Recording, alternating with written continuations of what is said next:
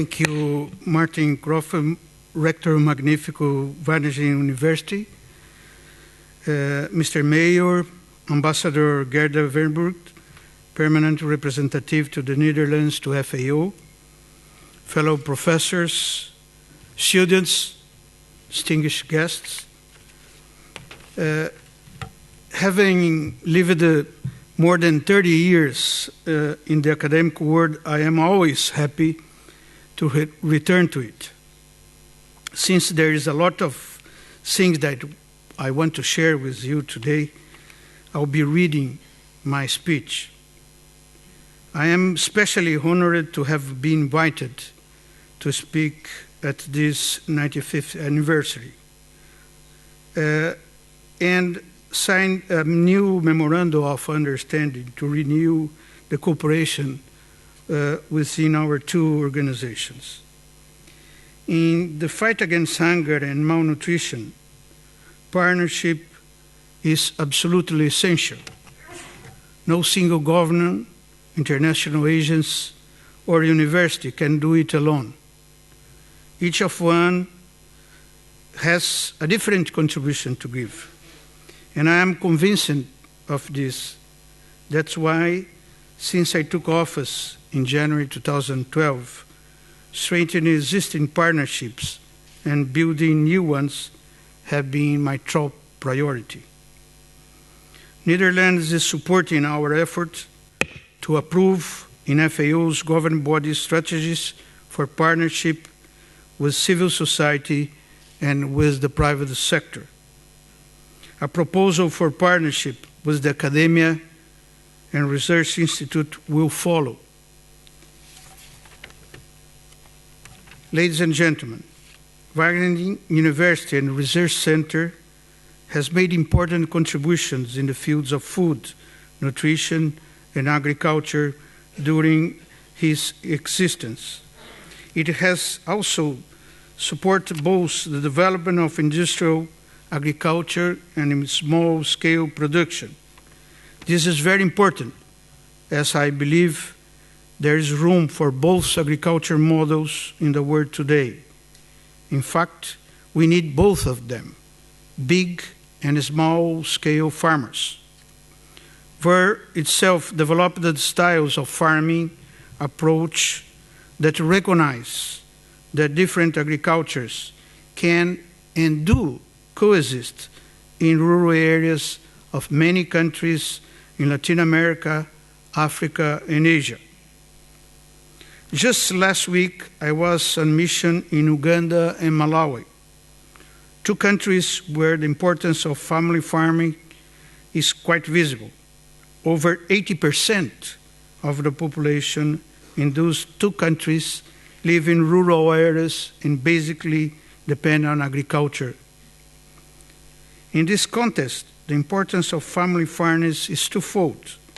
Not only it is the main producer of the food consumed, but it's also the main source of occupation. Note that I am talking not about employment, nor decent employment, but self-occupation, as many of them are subsistence farmers.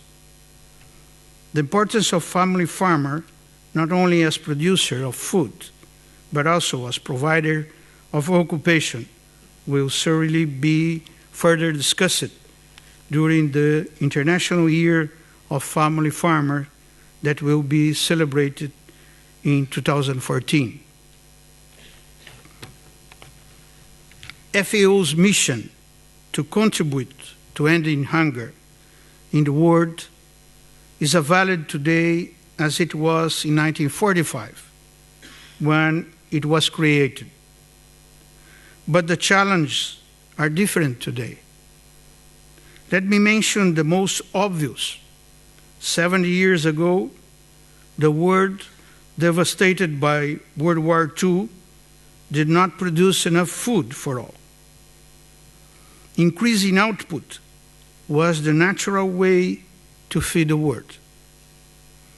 In the past decades, we have been succeed in increasing per capita food availability by over 40%, and already we do produce today enough food for all. But nearly 870 million people are still unnourished. So the issue is not only increased production, it's also, as mentioned before, access. Food is not always available where it is needed the most.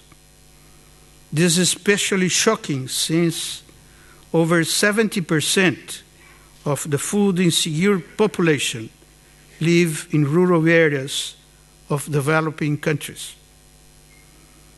So we need more food, but we need more food to be produced where it is needed the most. And wherever it is produced, we need food that's produced sustainably.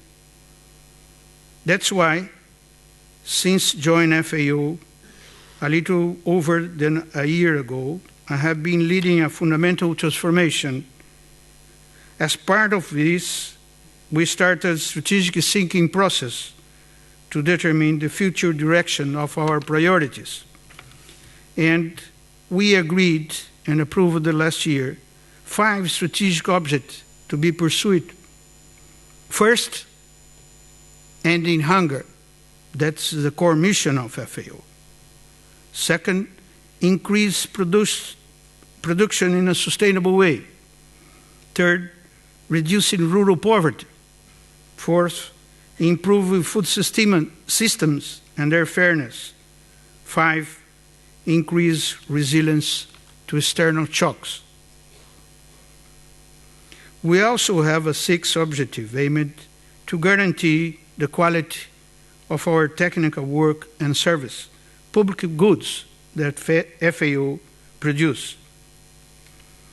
Ladies and gentlemen, I also want to take this opportunity to speak about some of the issues that are particularly relevant to ensuring a sustainable and hunger-free world and produce food for all. I want to start with nutrition. Today, while near 807 million people suffer from hunger, about 1.7 billion are overweight. Out of 500 of them are obese. And we are not being able to cope with it as well as it should. Consumer awareness programs and food and nutrition education programs can help.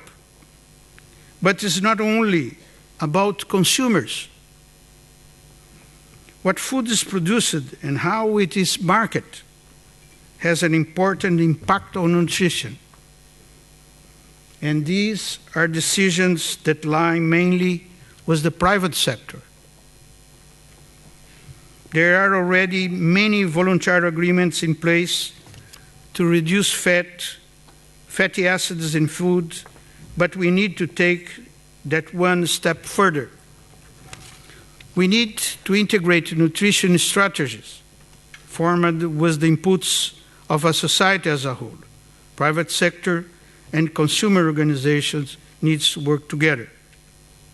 The International Conference on Nutrition that will be co-organized by FAO and the World Health Organization 2014 in Rome will offer us a golden opportunity to advance on this issue. This nutrition approach is also an opportunity to recover traditional crops, which have lost space in modern diets. Every region has a variety of non-commodity crops that were used in the past as food. One example is the quinoa, which is being celebrated this year, 2013, as its International Year. I also want to address the role of science and technology as a main source of agricultural productivity and production increase. Most of the increase in global agriculture production and productivity has been based on yield increase. However, increase in average yields have dropped down in recent years. Furthermore, trends in yields are very variable, both regionally and between crops. This shows the uneven impact of modern varieties and associated technology innovation. I think adaptation is a key word for us. We cannot simply move technology from one place to another and expect it to work. Agriculture is too sensitive to location-specific soil, climate, water availability, and so many other factors influence how technology will work elsewhere. So is adaptation an essential and so science-based agriculture. In our changing climate, with increased competition for natural research, drought-resistant varieties are one obvious need.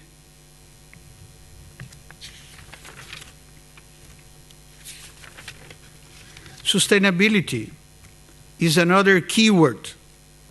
Why are farmers so important on this? Because they are among the main managers of our natural resources. Around 2 billion people live on about 500 million farms around the world, most of them very poor subsistence farmers. We need to give these farmers the means to produce sustainability. We need to help them shift to production models that can maintain high productive rates and at the same time preserve the environment. In other words, sustainable crop intensification. At FAO, we call this approach save and grow. Conservation agriculture is another name, or smart climate agriculture is also. But what is the use of producing more if we keep losing or wasting so much food? The numbers we have nowadays are very impressive. About 1/3 of the food produced every year is lost or wasted. In the industrialized world, around 220 million tons, roughly the entire network food production in the sub-Saharan Africa, ends up in the trash every year. Changing what we eat, how we eat, and how much we eat is essential for sustainability. If we look at food loss, most of it occurs in developing countries. If we need better infrastructure to change this, they include community grain banks, such as the one that we have implemented in Malawi with the support with the European Commission. Reducing post-harvest loss, increasing smallholder production, adapting environmentally friendly technology. All of these require additional investments. As you know, over the past decades, investments in agriculture has been falling. Between 1980 and 2010, international assistance focusing on agriculture fell from around 20% to only 3%. Currently, it stands around only 5%. And investments also need to be responsible, contributing to food security in the countries where they take place, and especially to the families who live in the rural areas, not for grabbing land. It's important to agree on ways to ensure that this can be implemented. Ladies and gentlemen, I also want to talk about the rural world. Agriculture is one important part of rural life, but this is still only one part of it.